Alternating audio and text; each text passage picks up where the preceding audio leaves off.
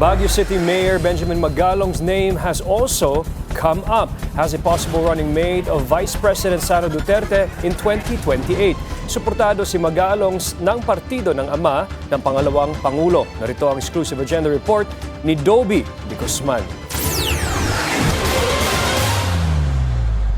Kung ang tagapagsalita at Vice President for International Affairs ng PDP laban na si Atty. Raul Lambino raw ang tatanungin, magandang kombinasyon ng Duterte-Magalong para sa 2028 elections. Nako, matutuwa ako klaro niyan. No, tuwa na ako na nag-declare na si VP Sara for President sa 2028. At kung si Mayor Benji naman, Mayor Benji Magalong ng Baguio City, ay magdi-declare siya, tatapos siyang Vice President. Ako, napakagandang tandem yan. Duterte-Magalong.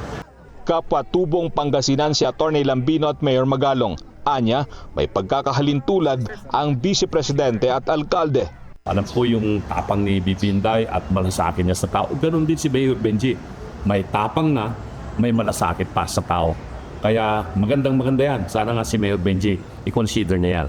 And may the Holy Spirit guide him sa kanyang magiging decision kasi 3-termer na siya na mayor ng Baguio City.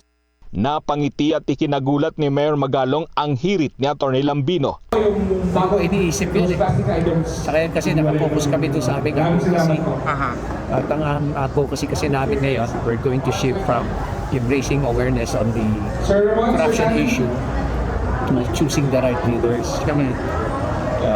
It's not personality focused. It's about telling the people and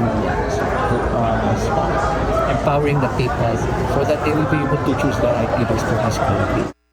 Gayunpaman, nagpasalamat si Magalong na naikonsidera siya ng PDP laban na masugid na nanligaw kay VP Sara para tumakbo bilang Pangulo.